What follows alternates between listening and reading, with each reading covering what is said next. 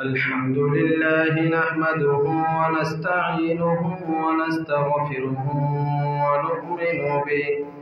ونؤمن به ونتوكل عليه ونعوذ بالله من شرور أنفسنا ومن سيئات أعمالنا من يهده الله فلا مضل له ومن يضلله فلا هادي له ونشهد أن لا إله إلا الله وحده لا شريك له هو الذي لا ضد له ولا ند له ولا مثل له ولا مثيل له ولا مضارع له ولا مشابه له ولا خالق له ولا رازق له ولا جسم له ولا جسد له ولا ولد له ولا والد له ونشهد أن سيدنا وسندنا وحبيب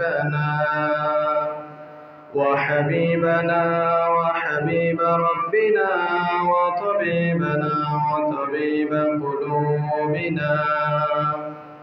وطبيب قلوبنا وطبيب أرواحنا ونذيرنا وبشيرنا ومحبوبنا ومرشدنا ومولانا محمدا عبد الله ورسوله الذي أرسله بالحق بشيرا ونذيرا وداعيا إلى الله بإذنه وسراجا وقمرا منيرا أما بعد فقد قال الله تعالى في كلامه المجيد وفي الفرقان الحميد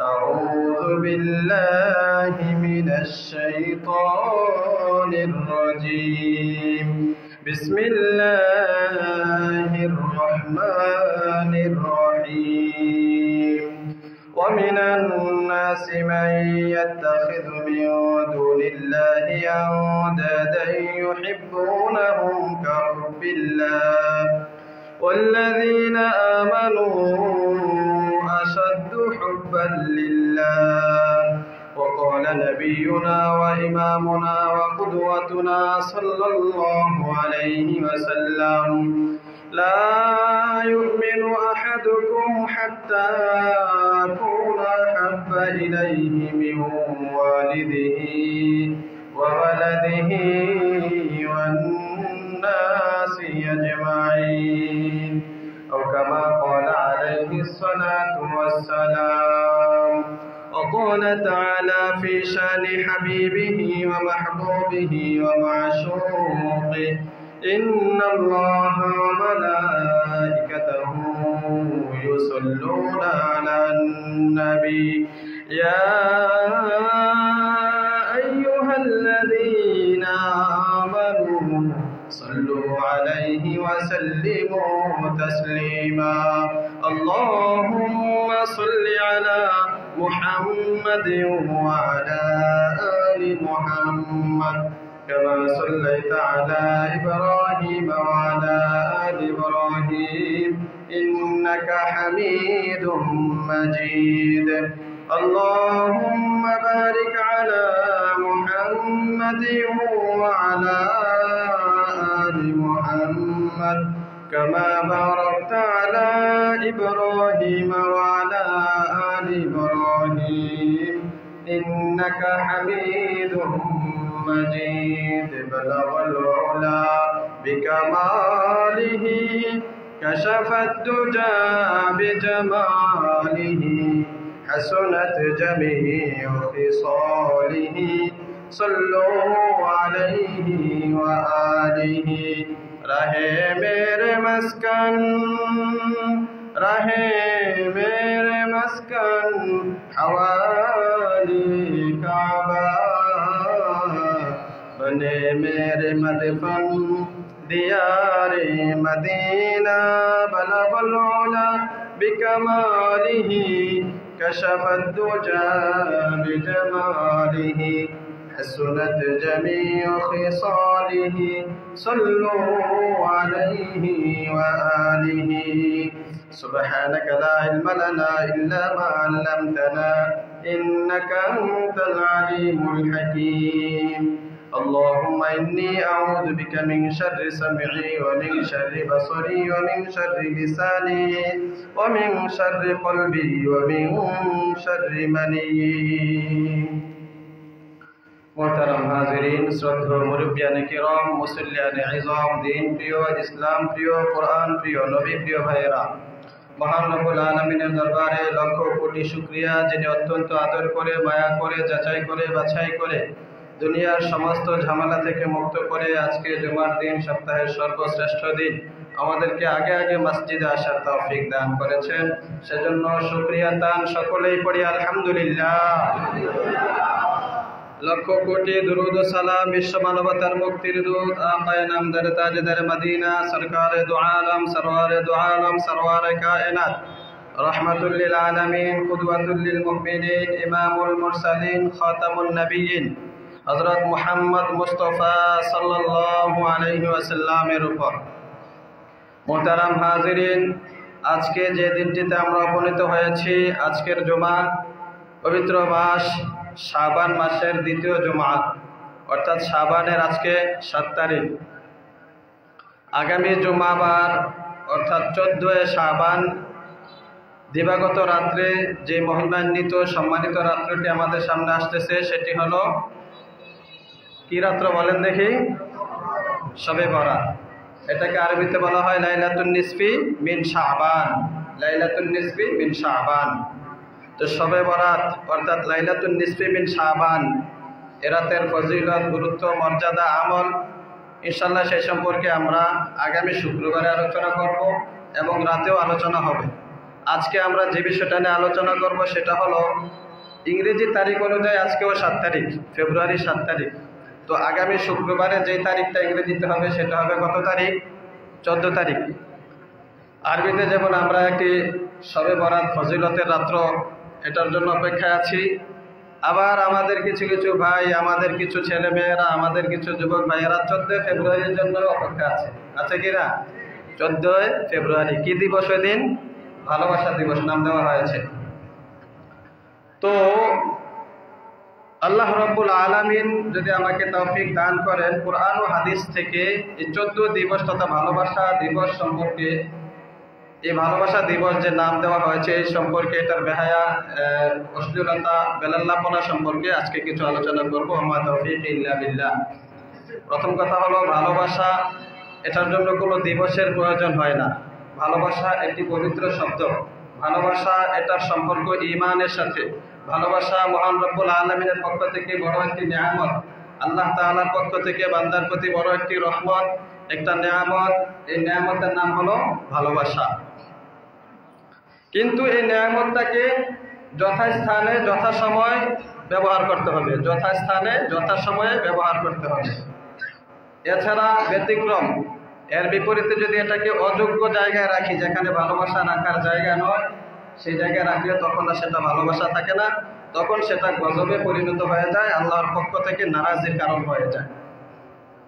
কুরআনুল কারীমের যে আয়াতটি আপনাদের সামনে তেলাওয়াত করেছি, সূরা বাকারার 165 নম্বর আয়াত।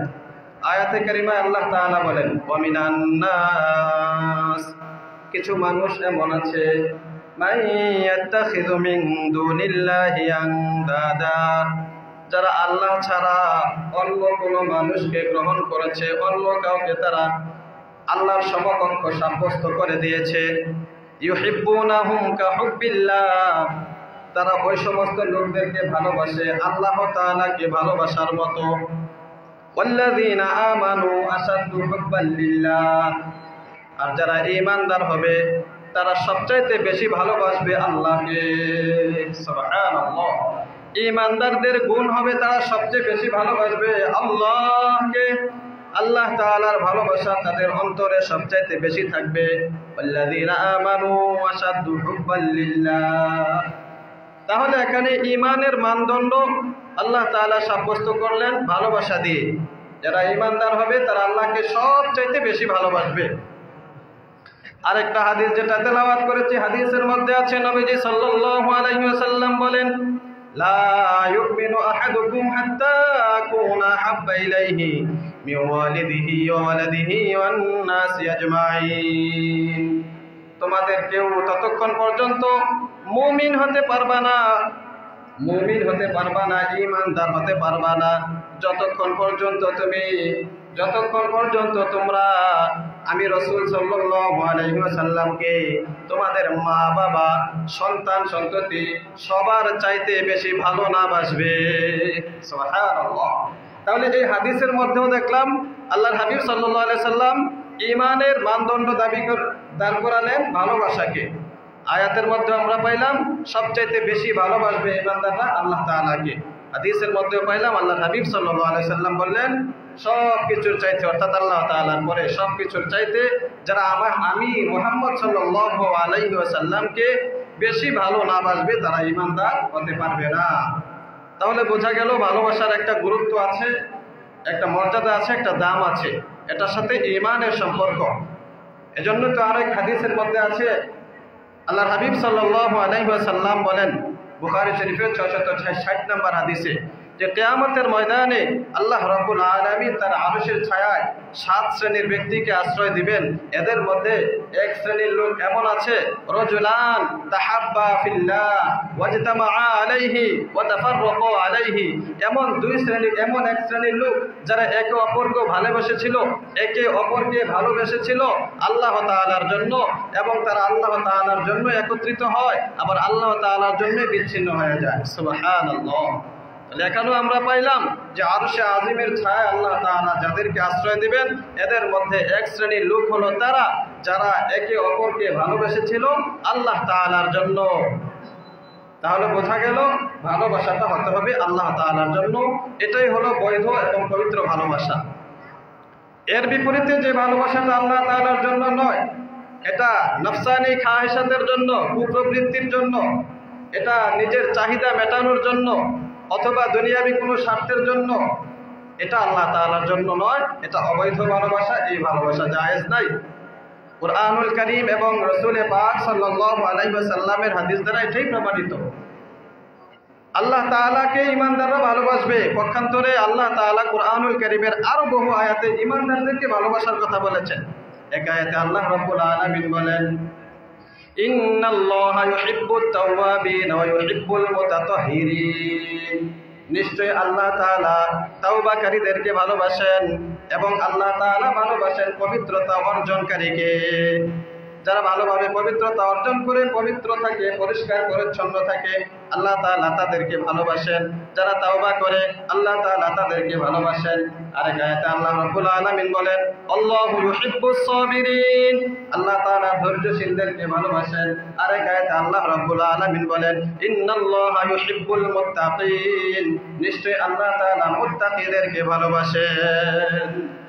তাহলে ভালোবাসার আমল আল্লাহ তাআলা বলে দিয়েছেন। আল্লাহ কিভাবে বান্দাকে ভালোবাসবেন, কি কি কাজ করলে আল্লাহ ভালোবাসবেন, আবার আল্লাহ তাআলাকে ভালোবাসা হয় কি কি করলে, সেগুলো আল্লাহ তাআলা বলে দিয়েছেন। ভালোবাসা অত্যন্ত দামি সম্পদ। এজন্যই আল্লাহর হাবিব সাল্লাল্লাহু আলাইহি ওয়াসাল্লামকে আল্লাহ রাব্বুল আলামিন একদিন বললেন, হাবিব আপনি আমার কাছে কিছু চান। আল্লাহর হাবিব সাল্লাল্লাহু আলাইহি ওয়াসাল্লাম কি চাইলেন? তিরমিজি শরীফের হাদিসের মধ্যে আছে, 3535 নম্বর হাদিস। আল্লাহর হাবিব সাল্লাল্লাহু আলাইহি ওয়াসাল্লাম তখন দোয়া করলেন, আল্লাহুম্মা ইন্নী আসআলুকা হুব্বাক ওয়া হুব্বা মান ইউহিব্বুক ওয়া হুব্বা আমালিন ইউকাররিবু ইলাইক। আয় আল্লাহ, আমি আপনার কাছে চাই আপনার ভালোবাসা, আপনার কাছে আপনার ভালোবাসা চাই। ওয়া হুব্বা মান ইউহিব্বু, এবং যারা আপনাকে ভালোবাসে তাদের ভালোবাসাও চাই। ওয়া হুব্বা আমালিন, এমন আমলের প্রতি ভালোবাসা চাই ইউকাররিবু ইলাইকা, যে আমলটা আপনার কাছে আমাকে পৌঁছে দিবে। তাহলে ভালোবাসাটা কত দামি। আল্লাহ তাআলা হাবিবকে বললেন, হাবিব আপনি আমার কাছে কিছু চান।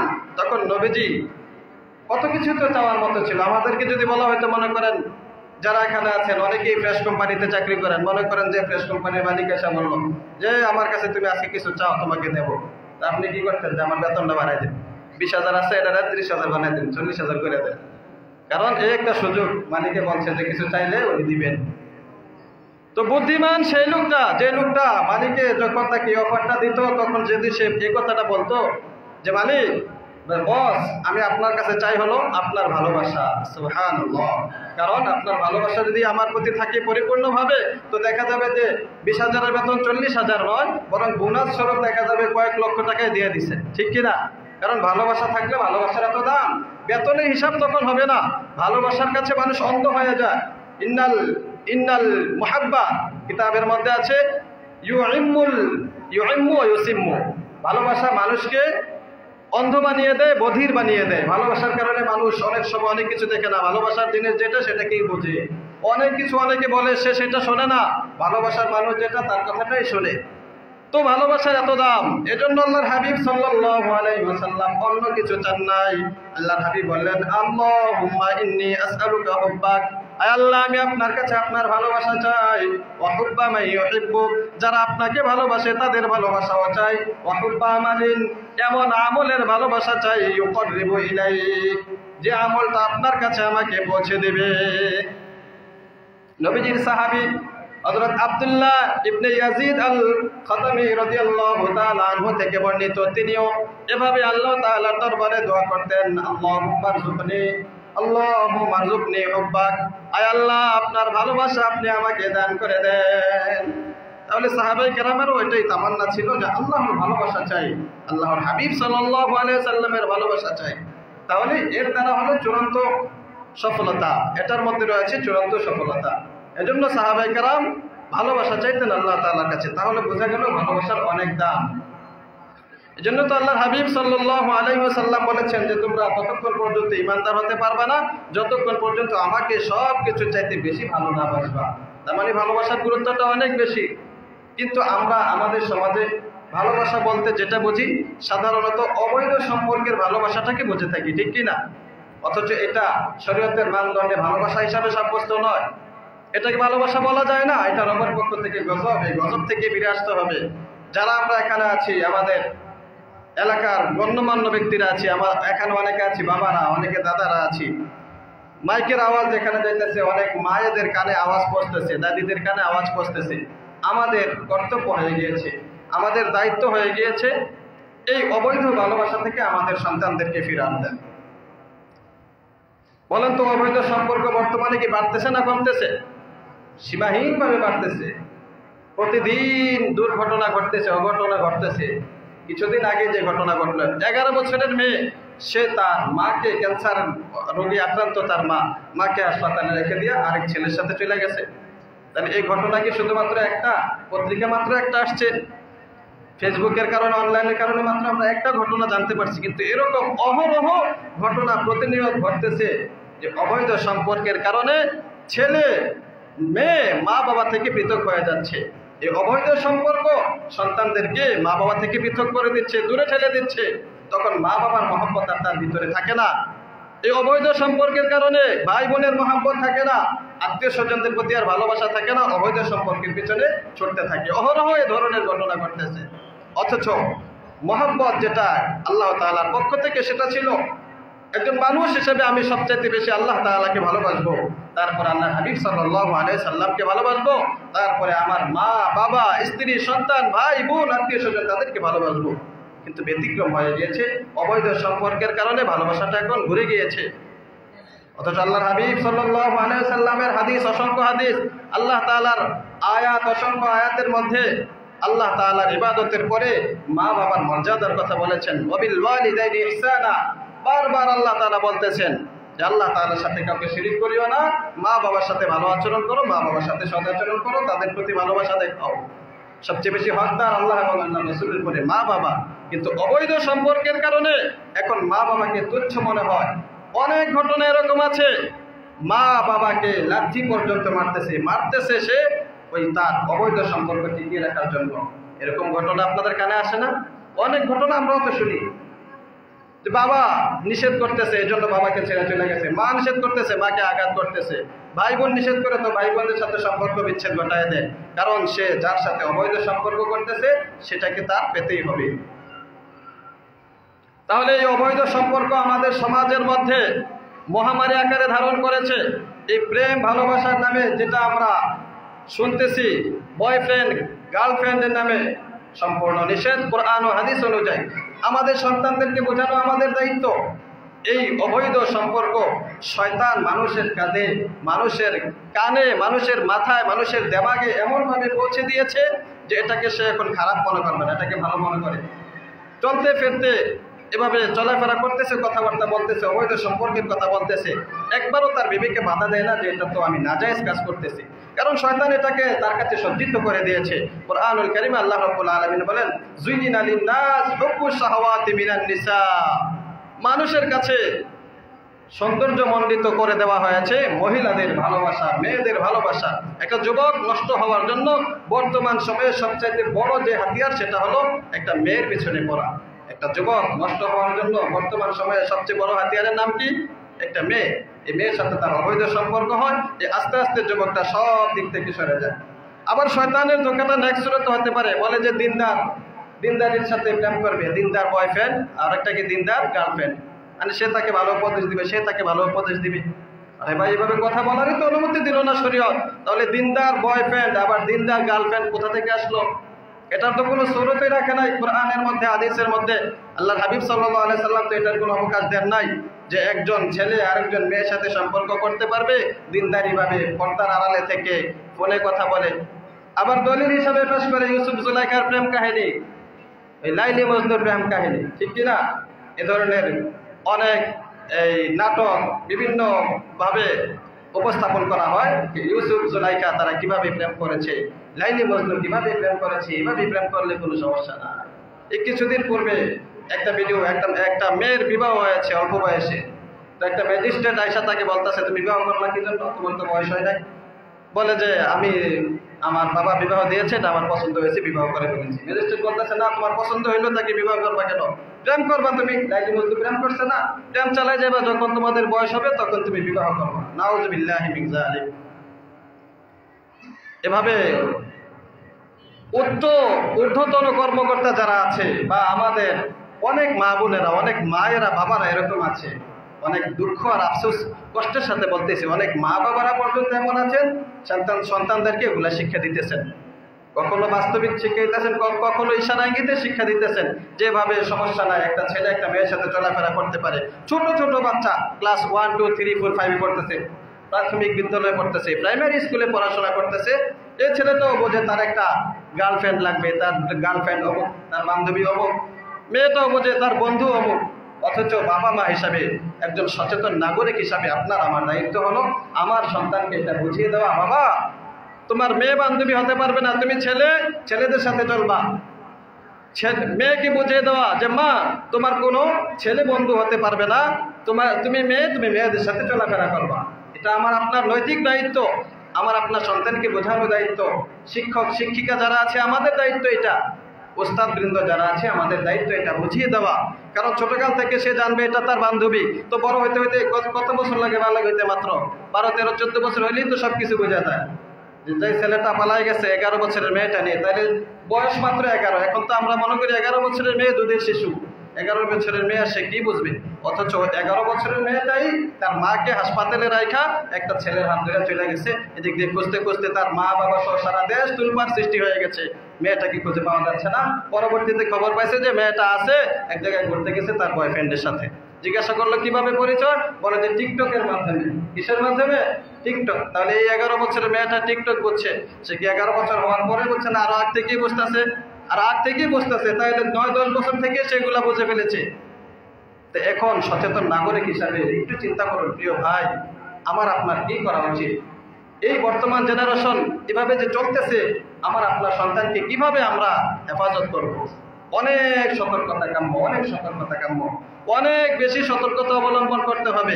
মা বাবা হিসাবে খুব বেশি খেয়াল রাখতে হবে, আমার ছেলে যেন এরকম না হতে পারে, আমার মেয়ে যেন এরকম না হতে হবে। শুধু জপলে হবে না, এটা বাস্তবিকই পদক্ষেপ নিতে হবে।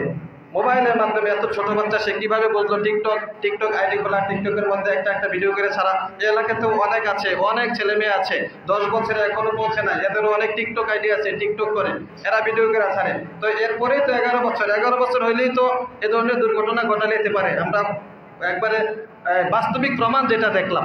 এতদিন তো বলতো যে হুজুররা শুধুমাত্র এই কথা বলে, হুজুর এই কথা বলে, কিন্তু এখন তো আপনাদের চোখের সামনে এই ঘটনাগুলো, চোখের সামনে এই ধরনের দুর্ঘটনা ঘটতেছে। শুধুমাত্র একটা প্রকাশ পাইছে এরকম না, এরকম হাজারো ঘটনা আছে, হাজারো দুর্ঘটনা ঘটতেছে। নির্যাতিত হচ্ছে ছোট ছোট মেয়েরা, ছোট ছোট বাচ্চারা এভাবে নির্যাতিত হচ্ছে। তো আমি আপনি আর কবে সতর্ক হব? প্রিয় ভাই, মুসলিম ভাই বোনেরা, একটু দেমাগ খাটিয়ে ফিকির করার সময় আমাদের এখন এসে গেছে। এখন আর উদাসীনতার সময় নাই, খুব সতর্কতা অবলম্বন করতে হবে। ছেলে মেয়ের হাতে মোবাইল তুলে দেওয়াটা এটা কোনো বুদ্ধিমান বাবার কাজ হতে পারে না। কোনো বুদ্ধিমান বাবা তার ছোট ছেলে মেয়ের হাতে মোবাইল দিতে পারে না। হ্যাঁ, মোবাইল চালাবে যখন সে বয়স হবে এবং সেটা তার দরকার প্রয়োজন মনে করেন, যেটা দিয়ে তার পড়াশোনার কাজে আসবে বা বিভিন্ন কাজ করতে হয়, তখন সেটা তার হাতে তুলে দিতে পারেন। এর আগে ছোট ছোট বাচ্চাদের হাতে মোবাইল তুলে দেওয়া, অনেক বাচ্চারা, অনেক মা বাবাদের সাথে এরকম আমাদের পরিচয়। মা চলে যায় কাজ করতে, বাবাও চলে যায়, তো মেয়েটাকে মোবাইল দিয়ে বসায় রাখে। মেয়েটা সারাদিন মোবাইল চালায়, বাসার মধ্যে একা একা থাকবে কিভাবে? তো তার সঙ্গী হিসাবে একটা মোবাইল দিয়ে যায়। ও ভাই, এত টাকা পয়সা কামাই করতে হবে, আপনিও আপনার স্ত্রী সবাই, ছেলে মেয়েটাকে এভাবে আল্লাহর রাস্তায় ছেড়ে দিলেন যে সে যেটা মন চায় এটাই করুক। মোবাইল দিয়ে রাখলাম, কখনো গেমস খেলে, কখনো এটা দেখে, কখনো ওইটা দেখে। এক পর্যায়ে সেই মোবাইলের মাধ্যমে চূড়ান্ত পর্যায়ে খারাপ হয়ে যায়, চরিত্র খারাপ হয়ে যায়। মা বাবা হিসাবে আপনার আমার দায়িত্ব কি এটা ছিল? কি জবাব দিবেন আল্লাহ তাআলার কাছে? একটা সন্তানের জন্য মানুষ কান্নাকাটি করতে করতে জীবন শেষ করে ফেলে। বহু লোক এরকম আছে যে একটা সন্তান পায় না, অথচ আমি আপনি আল্লাহ তাআলার পক্ষ থেকে এত বড় একটা নিয়ামত পাইলাম, আর নিজ হাতে তাকে আমি জবাই করে দিলাম। একটা সন্তানকে জবাই করাই তো এটা হলো তার চরিত্র নষ্ট করার জন্য সবচেয়ে বড় দায়ী হল তার মা বাবা। ছোটবেলা থেকে তার মা বাবা তাকে এরকম ভাবে রক্ষণাবেক্ষণ করে নাই। এই জন্য মা বাবাদের প্রতি অনুরোধ থাকবে, এই কথাগুলো রাগ করার জন্য বলছি না, এই কথাগুলো কষ্ট পাওয়ার জন্য বলছি না। যারা আওয়াজ শুনতেছেন, এখানে যারা আছেন, অনেকের সন্তানেরাই মোবাইলে আসক্ত। প্রিয় ভাই বোনেরা, আল্লাহর কসম দোহাই দিয়ে বলি, একটু সতর্কতা অবলম্বন করতে হবে। সন্তানের হাতে মোবাইল দেওয়ার হাতে 100 বার চিন্তা করবেন যে মোবাইলটা কতক্ষণের জন্য দিতেছি বা সে মোবাইলটা দিয়ে কি করে। এজন্য সবচাইতে বেশি সতর্কতা অবলম্বন করতে হবে। এই অবৈধ ভালোবাসার কারণে আল্লাহ তাআলা থেকে বান্দা দূরে সরে যায়। কারণ আপনি মনে করবেন যে না, আমি শরীয়ত সম্মত ভালোবাসবো, আমি শরীয়ত সম্মত প্রেম করব, এখানে যেন কোনো ধরনের খারাপই না থাকে, এখানে যেন কোনো ধরনের নাজায়েজ কাজ না থাকে, এটার তো কোনো সুযোগ নাই। কারণ কোরআনুল কারীমে তো আল্লাহ তাআলা বলে দিয়েছেন, ওয়ালা তাকরাবুজ জিনা ইন্নাহু কানা ফাহিশাতাও ওয়া মাকতাও ওয়া সাআ সাবিলা। কোরআনুল কারীমে সুস্পষ্ট আল্লাহ বলে দিয়েছেন, হে আমার বান্দারা, তোমরা জিনার কাছে যেও না, কারণ জিনার কাছে যাইবা যে এই জিনার কাছে যাওয়ার রাস্তাটাও অত্যন্ত নিকৃষ্ট রাস্তা, ওয়া সাআ সাবিলা, নিকৃষ্ট রাস্তা, এটার কাছেও যেও না। জিনা কি শুধুমাত্র শারীরিক সম্পর্কে জড়িত হওয়ার নাম? কিছুদিন আগে তো আমরা বলেছিলাম, ওয়া জিনাল আইনি আন নজরু ওয়াজিনাল লিসানি আল কালাম। চোখের জিনা হলো দেখা, মুখের জিনা হলো কথা বলা, কানের জিনা হলো আসামাউ শ্রবণ করা। একজন ছেলে আরেকজন মেয়ের সাথে কথা বলবে তো সাথে সাথে সে মুখের জিনা করতেছে, দেখবে তো চোখের জিনা করতেছে, কান দিয়ে মজা নেবে তো কানের জিনা করতেছে। তাহলে 14 ফেব্রুয়ারি ভালোবাসা দিবসে ঘুরতে যাবেন, অনেকে এখন থেকে প্ল্যান করে রাখছে, অমুক জায়গায় যাবো, এটা গিফট দিব, গোলাপ ফুল কোন জায়গা থেকে ভালো পাওয়া যায়, কোনটা দিবে, এরকম অনেকের এখন থেকে চিন্তা ভাবনা।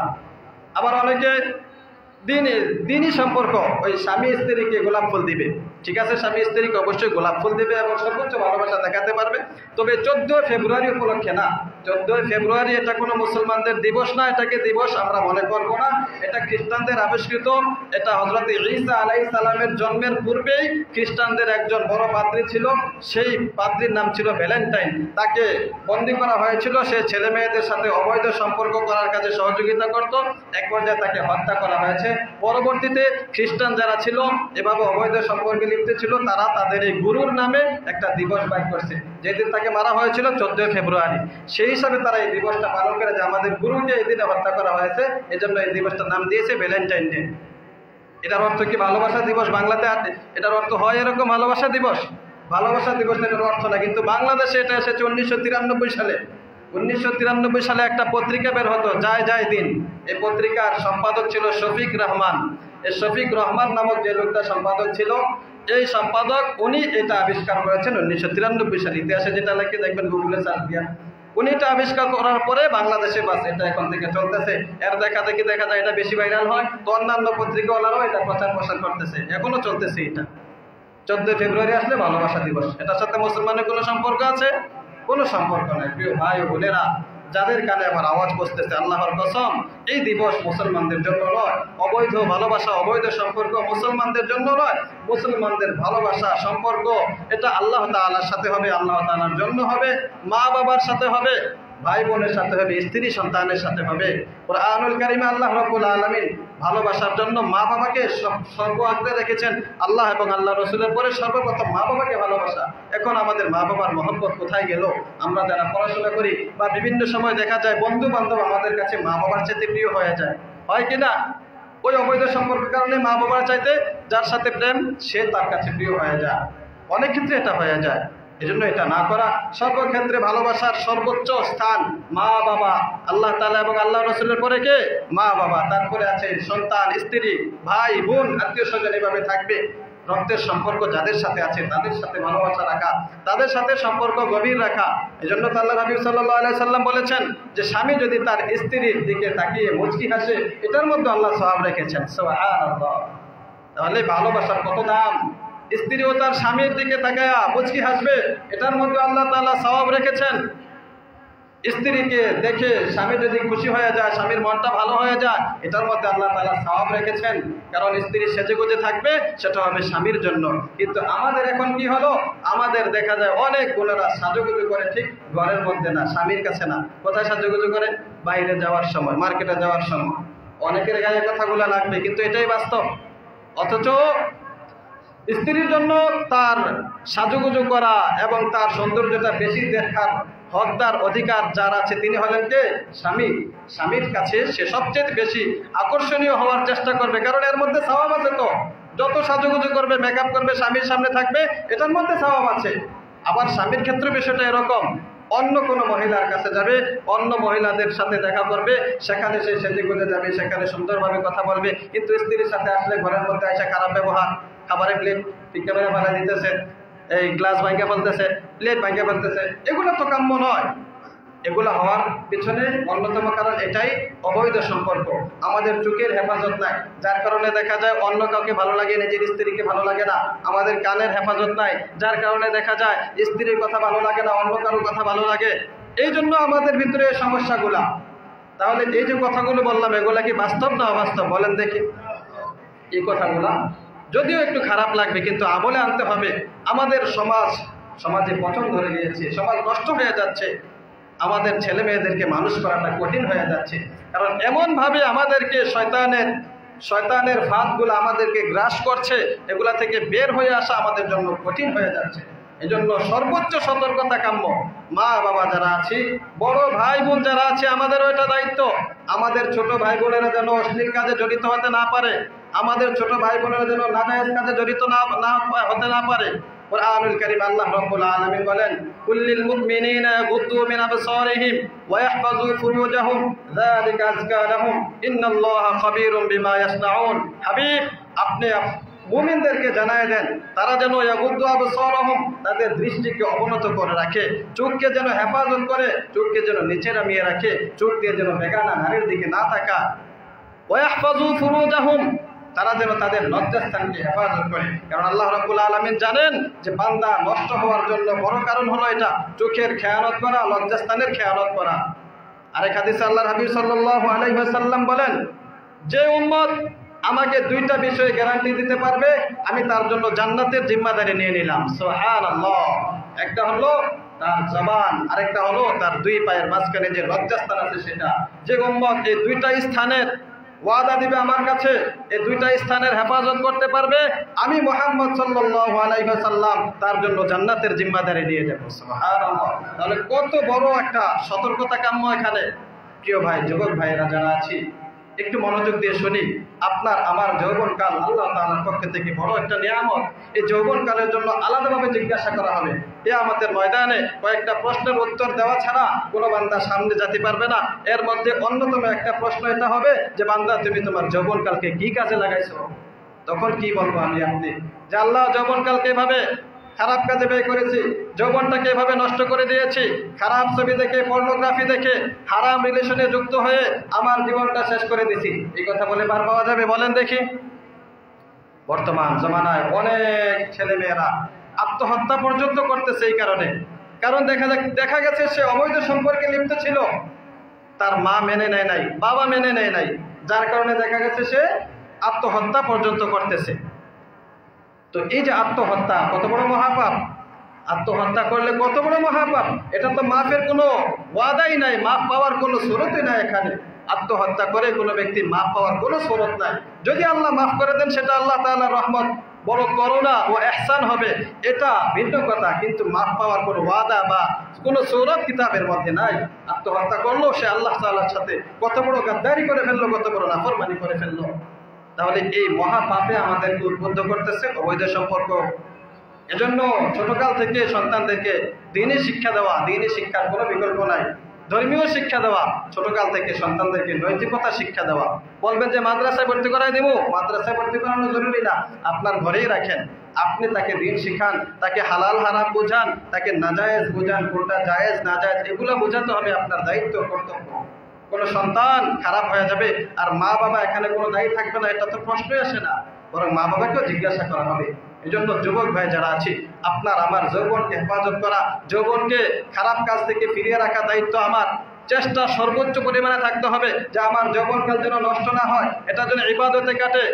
আরেক হাদিসে আছে আল্লাহর হাবিব সাল্লাল্লাহু আলাইহি ওয়াসাল্লাম বলেন, যে ব্যক্তি যৌবনকালে তার যৌবনটাকে হেফাজত করতে পেরেছে, নাজায়েজ কাজ থেকে ফিরায় রাখতে পারছে, তো আল্লাহ তাআলা বার্ধক্যকালে তার যৌবনের যত ইবাদত বন্দেগী করেছিল, বার্ধক্যকালে এত ইবাদত বন্দেগী করতে না পারলো এর চাইতে আরো বেশি সওয়াব দিয়ে দিবেন। সুবহানাল্লাহ। কারণ যৌবনকালটা সে কাজে লাগিয়েছে, তো এটার বোনাস হিসাবে সে এখন বার্ধক্যকালে পাইতে থাকবে।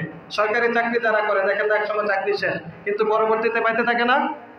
যে যারা একটা সময় আছে, তো বয়স নির্ধারণ আছে, এত বয়স পরে সরকারি চাকরি শেষ, কিন্তু এরপরও সরকারিভাবে তাকে ভাতা দেওয়া হয়। ঠিক তদ্রুপ আল্লাহ তাআলা বান্দা যৌবনকালকে যদি কাজে লাগাইতে পারে, তো আল্লাহ তাআলা এর বিনিময়ে তাকে বার্ধক্যকালেও দান করতে থাকেন। সুবহানাল্লাহ।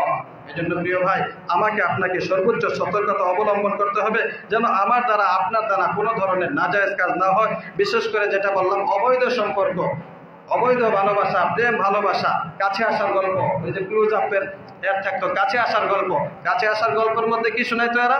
একটা ছেলে একটা মেয়ে কিভাবে কাছাকাছি আসছে, তার মা বাবা তাকে দেয় নাই, ভাইয়েরা দেয় নাই, বিভিন্ন জায়গায় বাধার সম্মুখীন হয়েছে, এরপরও সে মেয়েটাকে বিবাহ করে সফল। বাস, এটা এবার প্রচার করা হচ্ছে সে সফল হয়ে গেছে। আসলে এটা কি সফলতা? অথচ এটা তো মানুষকে জাহান্নামের দিকে নিয়ে গেল।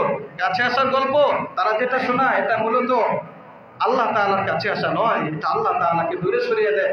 জাহান্নামের কাছে আসার গল্প এটা। কাছে আসার গল্প হলো জাহান্নামের কাছে আসার গল্প।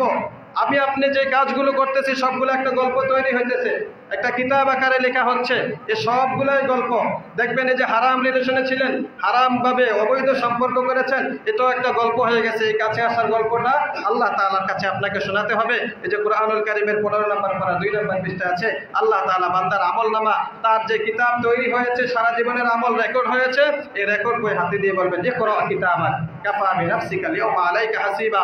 এ বান্দা, এবার তুমি তোমার কিতাব পড়ো। সারা জীবন যে আমলগুলো করেছিলা, যেভাবে অবৈধ সম্পর্কে জড়িত হয়েছিলা, এই যে এখানে সবগুলো লেখা আছে।